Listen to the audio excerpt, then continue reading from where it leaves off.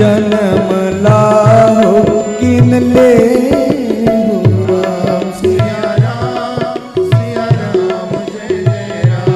राम राम सिया हो कहीं भुआलो सुनिए मुनि नायक भय राम सब विधि सब लायक राम सिया राम राम सिया हो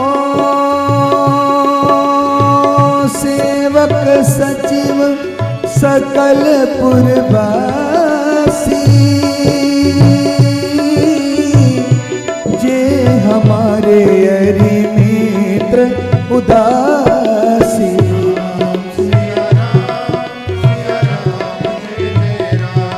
राम राम सिया राम जय जय राम राम राम सिया राम जय जय राम सिया राम जय जय राम सिया राम जय जय राम श्री राम। दशरथ जब अपना मुकुट सम कर रहे थे तो अचानक उन्हें दिखाई पड़ता है उनके श्रवण के समीप कानों के पास कुछ बाल सफेद हो गए हैं। जब अपने सफेद बाल देखे हैं तो दशरथ जी ने अपना जो मुकुट है वो एक ओर रख दिया और किसी सोच में डूब गए। वो क्या सोच रहे हैं?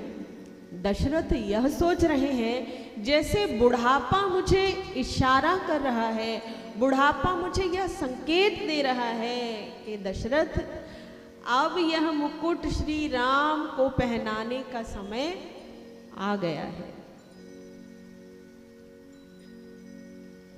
जैसे कि बुढ़ापा ये समझा रहा हो अब वह अवसर आ गया है जब श्री राम जी को यह मुकुट यह राज्य प्रदान कर दिया जाए।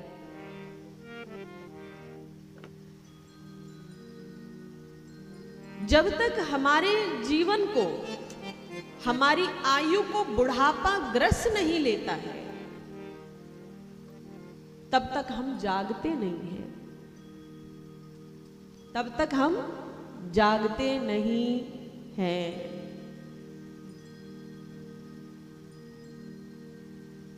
मनुष्य नेकी पुण्य कर्म उस समय करना शुरू करता है जब उसके पास कर्म करने का समय ही नहीं रहता। आप माला भजन तीर्थ करना उस समय शुरू करेंगे जब ये करने का समय ही नहीं रहता। जब हाथ कांपने लगते हैं तो हमें भजन याद आता है। जब मन दुनिया भर की व्यर्थ चिंताओं से भर चुका है तो हमें पाठ याद आते हैं। जब यह पैर चलना चाहते नहीं है, इनमें सामर्थ्य नहीं है, तो हमें तीर्थ याद आता है। जब आंखें बंद करने पर पोते नाती और बेटा बहू नजर आते हैं तब हमें लगता है कि अब भगवान का थोड़ा ध्यान किया जाए। मनुष्य नेकी उस समय शुरू करता है जब उसके पास यह करने का समय ही नहीं रहता। तो समय रहते, जब आपके पास समय हो, जब आपके पास अवसर है, तब भगवान का भजन करें, तब नेकी करें, तब पुण्य कर्म कमाएं, तब स्वाध्याय करें, तब अध्ययन करें, तब नाम जपें, तब तीर्थ जाएं, तब दान करें, तब पुण्य कमाएं। जब यह शरीर कुछ करने योग्य रहेगा नहीं तो करेंगे क्या? बुढ़ापे में तो आप अपने शरीर को संभाल पाएं, चला लें, उतना ही बहुत है। इस शरीर को रोग शोक से बचा लें, इतना ही बहुत है। बुढ़ापे में आप अपना काम स्वयं कर सके, इतना शरीर सुरक्षित हो जाए, उतना ही बहुत है।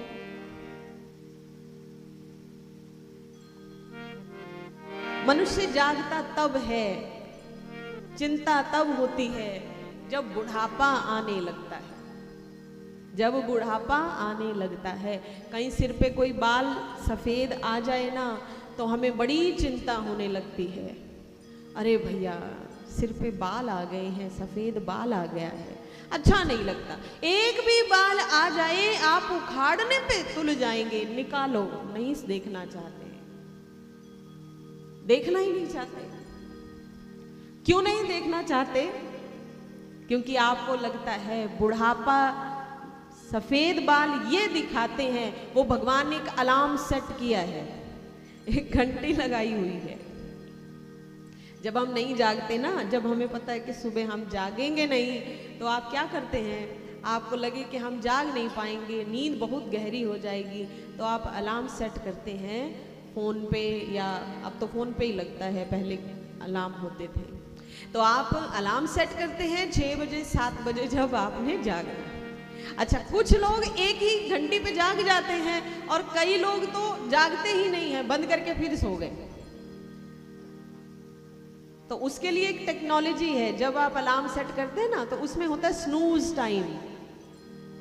स्नूज टाइम मतलब कि एक बार बजेगा, 5 मिनट के बाद फिर बजेगा, 5 मिनट के बाद फिर बजेगा। तो जो बिल्कुल आलसी व्यक्ति, जिसने उठना ही नहीं है, तो वो स्नूज लगा देता है कि भैया ठीक है, अब एक बार मैं बंद करूंगा, फिर 5 मिनट में बजेगा, फिर बजेगा, और फिर तीसरी बार तो मैं जग ही जाऊंगा।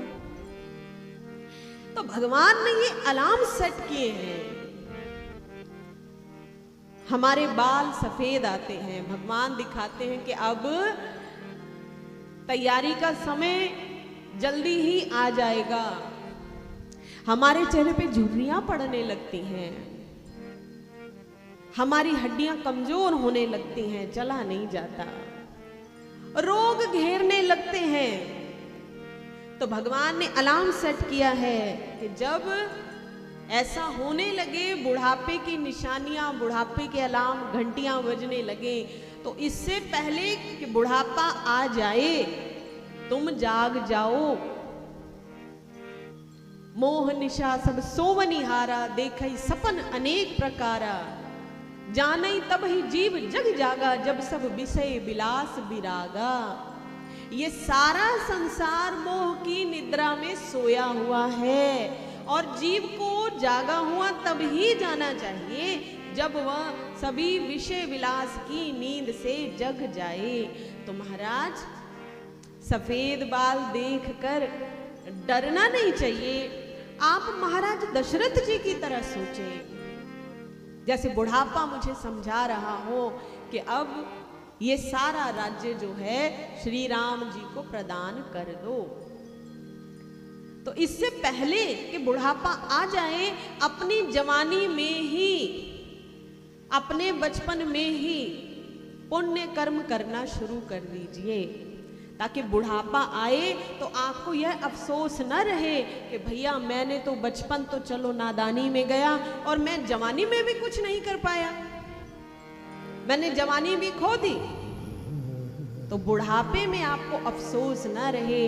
अधिकांश लोग बुढ़ापे में जरा जरा सी बात पर रोने लगते हैं। क्यों रोते हैं? थोड़ा सा संकट आया, रोने लग गए। भैया बुढ़ापा, उसमें अधिकांश आंसू इसलिए आते हैं क्योंकि मनुष्य अपने हृदय में अफसोस करता है। उसने तो अपना सारा जीवन देखा है ना। जिस व्यक्ति ने जवानी में भरपूर कर्म किए हैं, हमेशा याद रखना, जिस व्यक्ति ने अपनी जवानी सफलता पूर्वक जी होगी, वह व्यक्ति का बुढ़ापा भी आनंदमय व्यतीत होगा। ये याद रख लेना।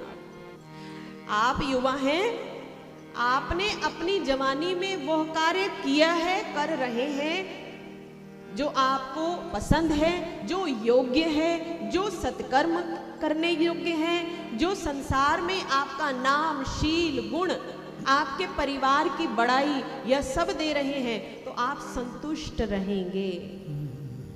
आपकी अधेड़ावस्था आएगी तब भी आप संतुष्ट रहेंगे, जब बुढ़ापा आएगा आप तब भी सुख से रहेंगे।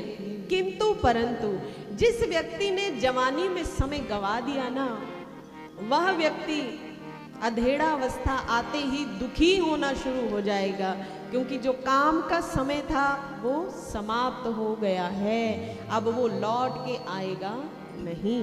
तो भगवान की जो भक्ति है महाराज, ये आप समय रहते प्रारंभ करें। पुण्य कर्म बुढ़ापे में नहीं, पुण्य कर्म, अच्छे कर्म, सत्कर्म जवानी में ही समय रहते ही करें। कुछ सोच समझ इंसान क्यों तू इस दुनिया में आया। हेलो। कुछ सोच समझ इंसान क्यों तू इस दुनिया में आया। कुछ सोच समझ इंसान क्यों तू इस दुनिया में आया। कुछ सोच समझ इंसान।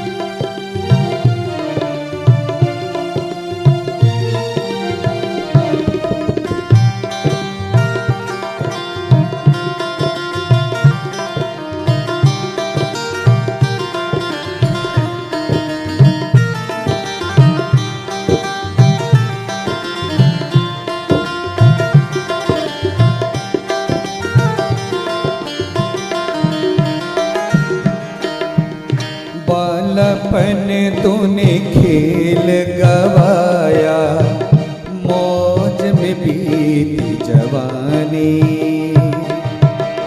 बालपन तूने खेल गवाया, मौज में बीती जवानी।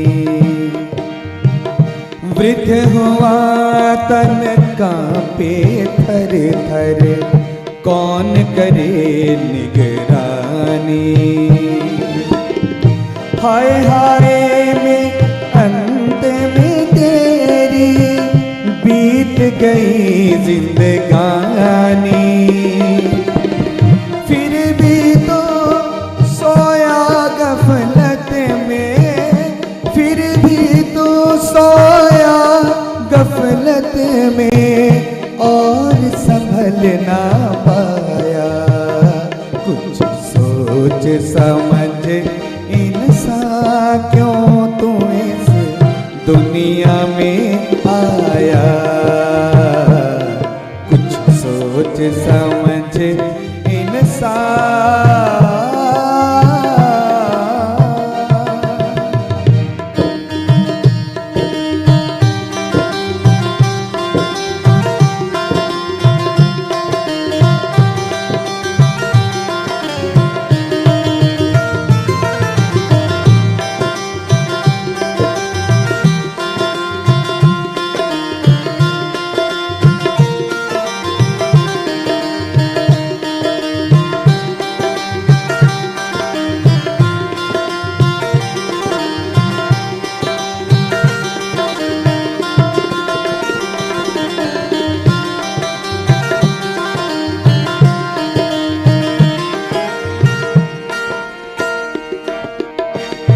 रिश्ते झूठे, नाते झूठे, झूठे से तो प्यार करे।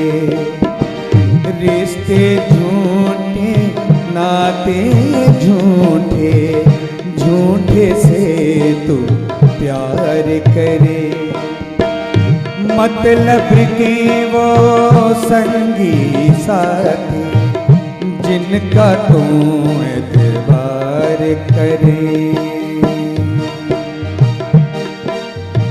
मतलबी है दुनिया, मतलबी जमाना, मतलब के यारों से बचना बचाना। मतलबी है दुनिया,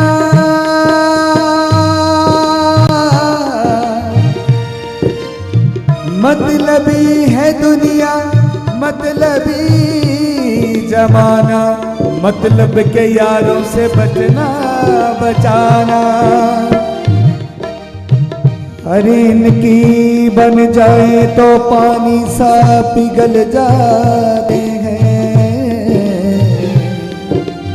और काम पड़ जाए तो साफ निकल जाते हैं। रिश्ते झूठे, नाते झूठे, झूठे से तू प्यार करे, मतलब के वो संगी साथी जिनका तो एतबार करे। साथ न देंगे तेरा जिंदगी, चिंता बारंबार करे। अंत समय में किसने किसका, अंत समय में किसने किसका जग में साथ निभाया। कुछ सोच समझ इंसान क्यों तू इस दुनिया में आया। कुछ सोच समझ इंसान क्यों तू इस दुनिया में आया। कुछ सोच समझ इंसान क्यों तू इस दुनिया में आया। कुछ सोच समझ इंसान।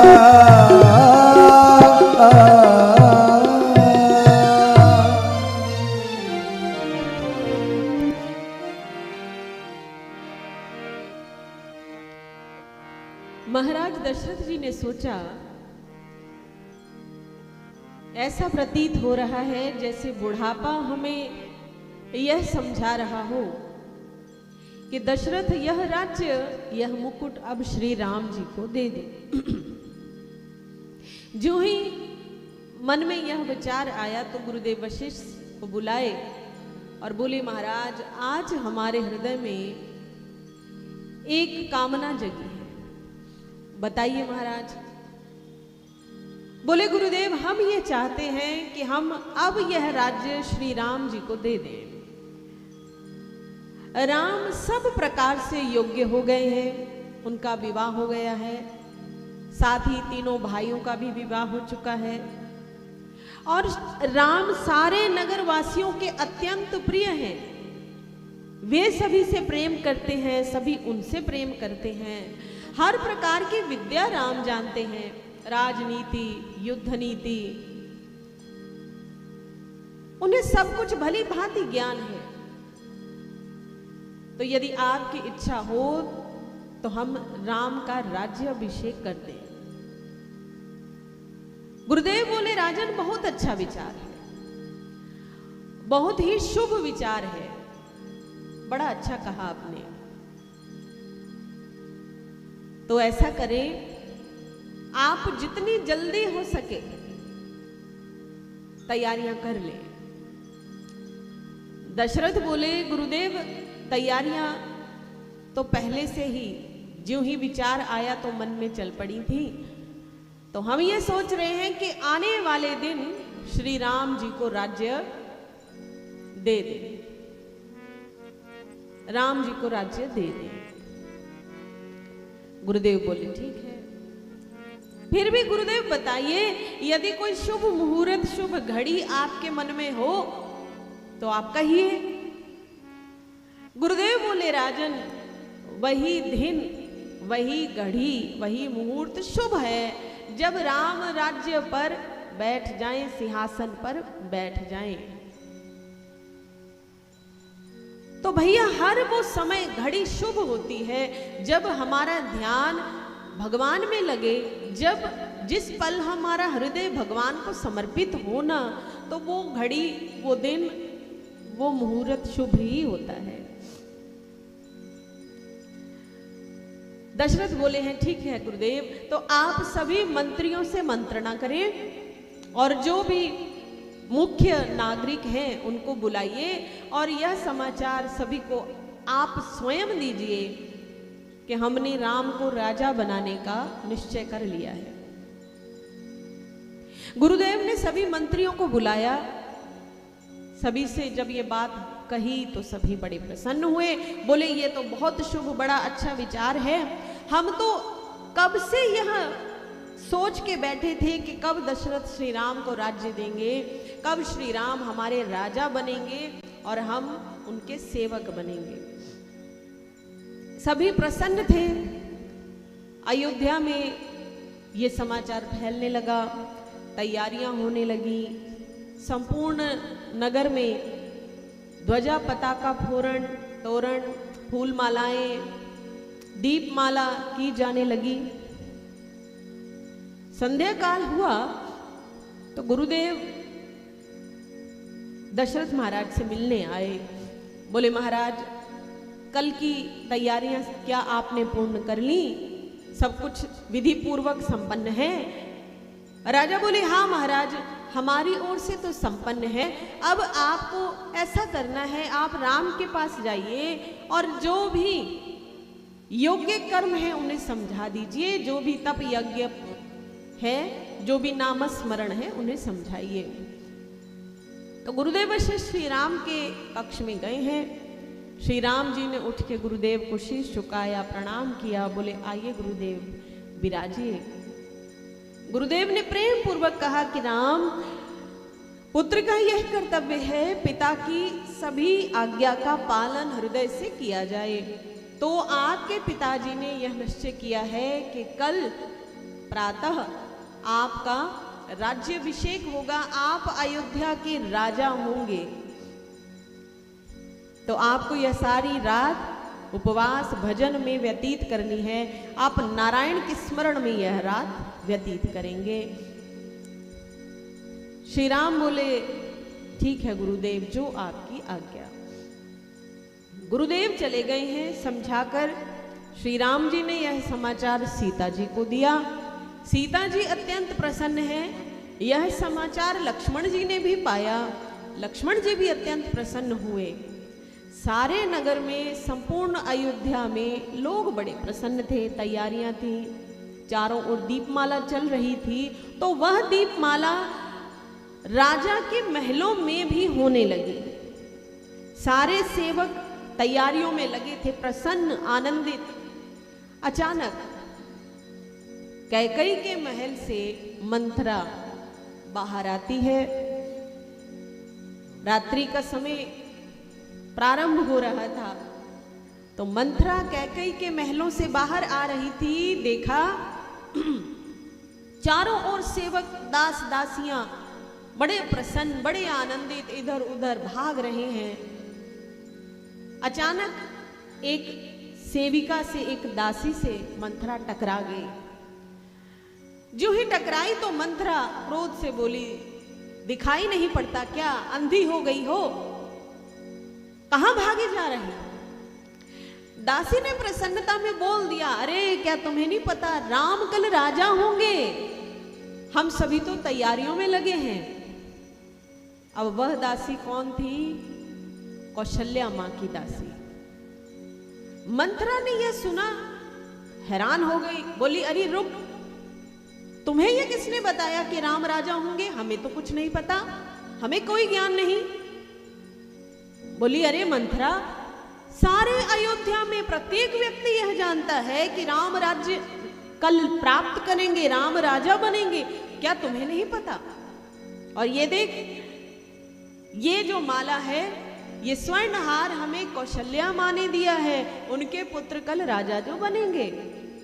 इतना बोलकर दासी वहां से भाग गई।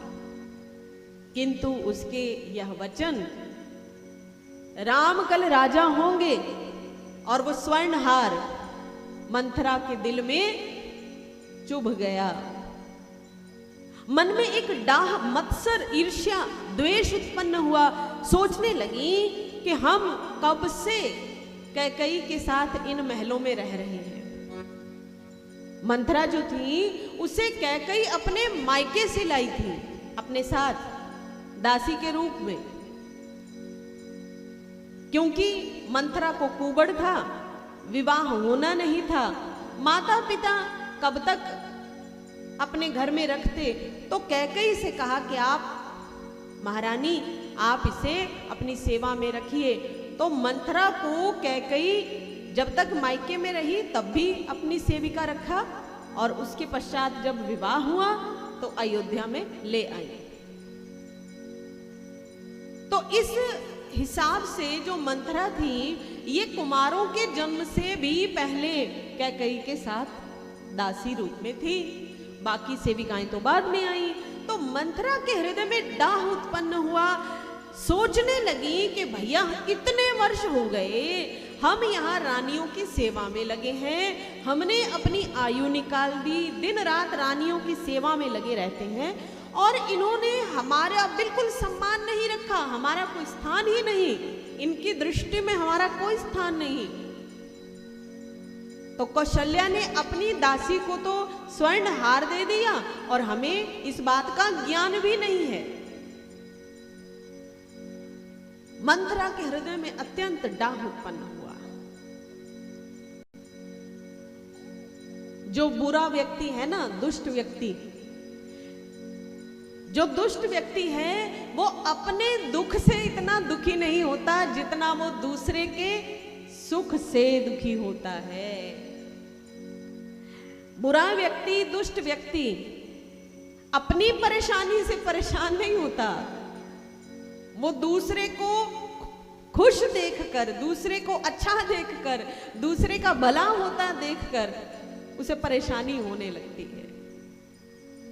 तो जब कोई व्यक्ति तुम्हारे पास आकर किसी भले व्यक्ति की बुराई करने लगे ना, अरे भैया वो ऐसा है, वो ऐसा है, तो समझ जाना कि इसे अपनी परेशानी कम है और दूसरे का भला देख के ज्यादा परेशान है। तो ऐसे व्यक्ति दुष्ट की गिनती में आते हैं। भला कौन? जो यह चाहता है कि यदि मेरा अच्छा हो रहा है तो दूसरे का भी अच्छा हो। जाने, हमारा अच्छा है तो तुम्हारा भी अच्छा हो। और बुरा कौन है? जो अच्छा हो हमारा ही हो और दूसरे के भले की अच्छाई भी हम ही को मिल जाए। अगर दूसरे का अच्छा हो रहा है वो भी खत्म हो जाए, हमारा भला हो जाए। तो भैया ऐसे जो लोग हैं उनसे हमेशा बच के रहना, वो तुम्हारी जीवन में खतरनाक सिद्ध होंगे। भला वो जो चाहे कि यदि हमारा भला हो रहा है तो दूसरे का भी भला हो। दुष्ट वो जो ये सोचे कि भैया हम तो आग में पड़े हैं और दूसरा व्यक्ति सिंहासन पर बैठा है, तो हो ना हो ये भी आग में गिरना चाहिए, ये क्यों खुश है? तो ऐसे व्यक्ति का कभी भला नहीं होता। मंथरा ने सोचा कि भैया अपनी दासी को तो स्वर्ण हार दे दिया और हमें कुछ नहीं मिला, तो इतना डाह उत्पन्न हुआ। मन ही मन सोचा कि ठीक है, हम भी देखते हैं कि आने वाले दिन राम राजा कैसे बनते हैं। मंथरा सीधे उल्टे पांव कैकेयी के कक्ष में गई और रानी से कहने लगी, रानी तुम यहाँ सजने संवरने में लगी हो, तुम्हें पता भी है अयोध्या में कितना बड़ा अनर्थ होने जा रहा है, कितना बड़ा अनर्थ होने जा रहा है। कैकेयी ने हंसी में कहा, क्यों लक्ष्मण जी ने आज फिर तुम्हें फटकार लगा दी क्या? क्योंकि मंथरा का ये कार्य था, कुछ ना कुछ ऐसा कार्य करती थी उल्टा सीधा, तो लक्ष्मण जी तुरंत फटकार लगा देते थे।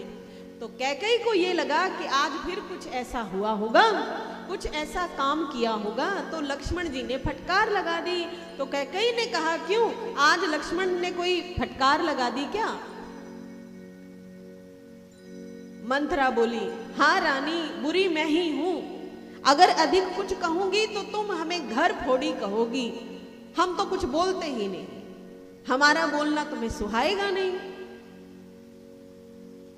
चुप होकर बैठ गई। कैकेयी अपने साज श्रृंगार में व्यस्त थी। एक पल के लिए मंथरा चुप हुई, फिर बोलने लगी, रानी मैं तुम्हें समय रहते चेता रही हूं, क्योंकि मैं तुम्हें अपनी पुत्री मानती हूं, तुम भी मेरा प्रेम सम्मान करती हो, तो मैं तुम्हें ये समझा रही हूं कि यदि अब तुम न जगी तो जीवन भर पछताओगी। और याद रखना, जीवन में सबसे बड़ा दुख है अपनी सौतन का दुख, अपनी सौतन का दुख। और तुम्हारा जीवन सौतन के दुख से भरेगा। तुम अपने पति की नजरों में भी गिर जाओगी, तुम्हें सम्मान सुख साधन कुछ नहीं मिलेंगे। किसी स्त्री को यदि आप यह बोल दें कि भैया तुम्हें सौतन का दुख लगेगा, तो वो एक पल के लिए तो सोचेगी। और किसी स्त्री के मन में यदि सम्मान की सुख साधन की बहुत इच्छा हो ना, उसे बोल दीजिए कि भैया तुम्हें तुम्हारे पति से सुख साधन कुछ नहीं मिलेगा, वो तब भी सोचेगी। जब सौतन का दुख बोला तो कैकेयी ने थोड़ा गुस्सा आ गया, बोली, क्या बक रही हो, क्या बोले जा रही हो? अब तक हम तुम्हारी सारी बातों को ऐसे ही छोड़े जा रहे थे, लेकिन क्या ये कौन से शब्द हैं? सौतन का दुख? मंथरा बोली, हाँ तुम्हें पता है क्या होने जा रहा है? अरे तुम्हें कुछ नहीं पता, तुम महलों में बैठी हुई सुख ही भोगती रहो, यहाँ पलंग पर बैठी ही विश्राम करो। तुम्हें पता नहीं है तुम्हारी सौतन कौशल्या ने क्या खेल खेल दिया है, क्या खेल खेला है। अरे उसने तुम्हारे पति को वश में करके अपने राम को राजा बना दिया है, राम को राजा बना दिया है। कैकेयी को एक पल के लिए विचार चुप हुई और फिर दूसरे पल सोचा कि चलिए ये तो अच्छी बात है, राम राजा बनने वाले हैं। कैकेयी पलटकर पलंग छोड़कर मंथरा के पास आ गई, बोली, अगर राम राजा बन रहे हैं तो इससे तुम्हें क्या परेशानी है? तुम इतना क्यों चिल्ला रही हो? तुम्हें काहे का दुख है? बोली, दुख हमें अपना नहीं है, हमें तुम्हारा दुख है, हमें तुम्हारी चिंता है। दुष्ट व्यक्ति यदि आपका बुरा करना चाहेगा ना, तो वो कभी ये नहीं बोलेगा कि तुम्हारा बुरा, वो क्या बोलेगा, भैया हम तुम्हें बोलना तो नहीं चाहते थे, तुम्हारी भलाई के लिए बता दे रहे हैं। आपको किसी ने परेशान करना हो, दिक्कत करना हो ना, तो आपके पास कोई ऐसी बात आके बोलेगा जो आपके दिल को चुभे और स्वयं को अच्छा बनाने के लिए, निर्दोष बनाने के लिए बोलेगा, भैया हम आपसे बोलना तो नहीं चाह रहे थे लेकिन बोल दिए हैं, इसमें हमें कोई लाभ नहीं होने वाला। मंथरा ने कहा, कौन नृप होई हमें क्या हानि, कोई राजा बने हमें तो कुछ मिलना नहीं, राम राजा बने, भरत राजा बने, शत्रुघ्न राजा बने, लक्ष्मण राजा हो या दशरथ ही राजा रहे, हम तो दासी ही रहेंगे, हम तो रानी बनेंगे नहीं। लेकिन हम यह तुम्हारी भलाई के लिए बोल रहे हैं। अच्छा, हमारी भलाई कौन सी? कैकेयी तुम समझ नहीं पा रही हो, तुम जानती नहीं हो। कमल का फूल जिस समय तालाब में पानी में होता है तो वो सूर्य के प्रकाश से खिलता है, किंतु जिस समय तालाब का पानी सूख जाता है तो वही सूर्य का जो प्रकाश है वो कमल के फूल को जला डालता है। तुम्हारी हालत ऐसी ही होने वाली है। तुम जिस दशरथ के बल पर इतना इतराती हो, याद रखो ये तभी तक है जब तक दशरथ राजा हैं और कौशल्या का पुत्र राजा नहीं बना।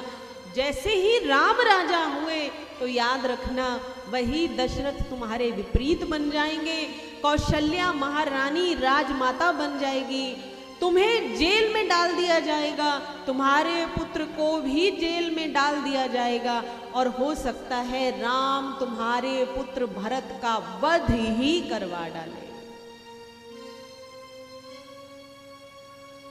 जब ऐसी बात कही, कैकेयी ने फिर बोला, तुम व्यर्थ ही बकबक करती हो, ना मेरे राजा ऐसे हैं, ना कौशल्या जी ऐसी है, और मेरा राम तो ऐसा है ही नहीं। मैं अपने राम से बहुत प्रेम करती हूं और वो भी मुझसे प्रेम करता है।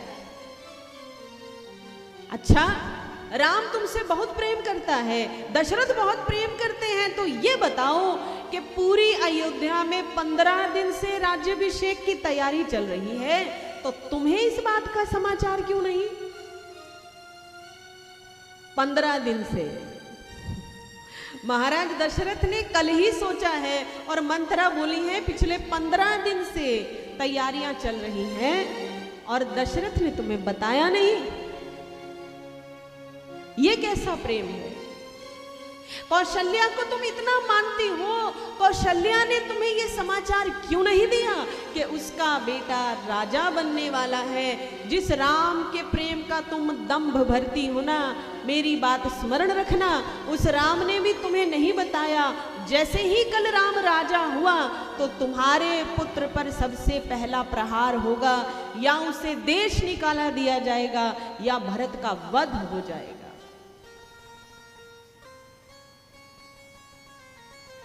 तुम्हारे पति का सारा प्रेम कौशल्या पर आ जाएगा, क्योंकि वो राजमाता जो हैं। जब इतनी बातें कही, कैकेयी सोच में पड़ गई। कैकेयी सोचने लगी कि भाई बात तो सच है, मंथरा को कोई लाभ तो है नहीं, मंथरा यह सब हमें व्यर्थ ही क्यों कहेगी? वो तो दासी ही रहेगी, वो तो रानी बनेगी नहीं। कोई राजा बने, भरत राजा हो, राम राजा हो, मंथरा को क्या मिलने वाला है? एक झूठ को यदि 100 बार बुला जाए,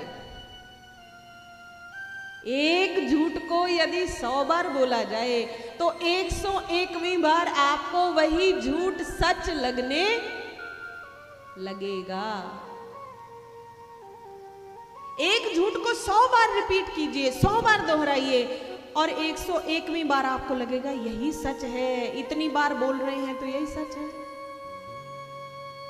और एक सच को आप 100 बार कहिए कि ये झूठ है, ये झूठ है, झूठ है, आपको 101वीं बार लगेगा कि ये झूठ है।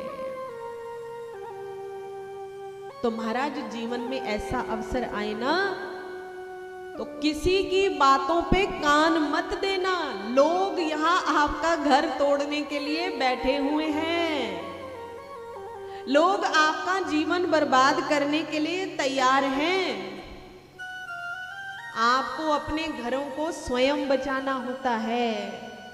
यहां कान भरने वाले बहुत होंगे, यहां चुगली करने वाले बड़े मिलेंगे, यहां मीठे वचन बोल के आपकी पीठ में छुरा घोंपने वाले बड़े मिलेंगे।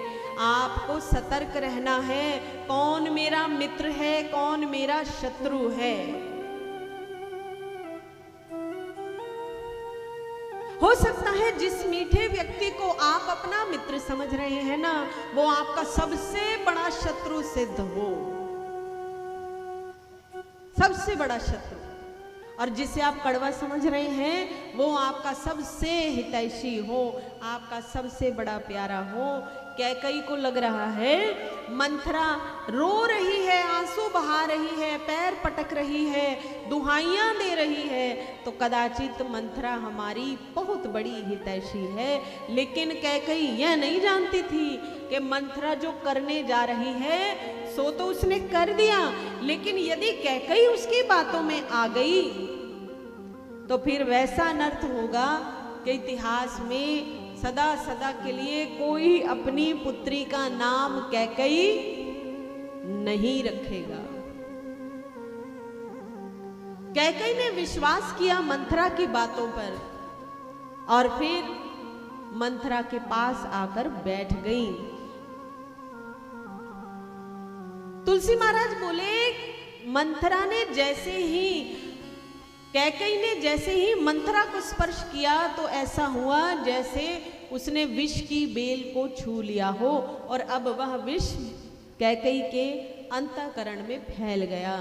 मंथरा के पास आकर कैकेयी बड़े प्यार से पूछने लगी, मंथरा, मैं तो तुमसे बहुत प्रेम करती हूँ, तुमने मेरी इतनी सेवा की है, बाल्यकाल से तुम हमें माँ की भांति संभाल रही हो, तो हमें इस बात का विश्वास है तुम कभी हमारा अहित नहीं चाहोगी, तुम कभी हमारा हित नहीं चाहोगी। तो ये बताओ तुम क्या चाहती हो? मंथरा आंसू बहाते हुए बोली, रानी, मैं ये चाहती हूं कि तुम समय रहते जाग जाओ, कुछ ऐसा करो कि कल राम राजा न बन पाए, मेरा भरत, हमारा कुंवर भरत ही राजा बने। यदि राम राजा बन गया तो बहुत अनर्थ हो जाएगा, इसे रोक लो। कैकेयी घबरा गई, उसका शरीर कांपने लगा डर के कारण। बोली, मंथरा, अब क्या करूं? राजा ने निश्चय कर लिया है, महाराज ने निश्चय कर लिया, तो अब मैं क्या करूं? मैं क्या कर सकती हूं? तुम ही मुझे सुझाओ, हमें क्या करना चाहिए? मंथरा बोली, अब ये भी हमें बताना पड़ेगा।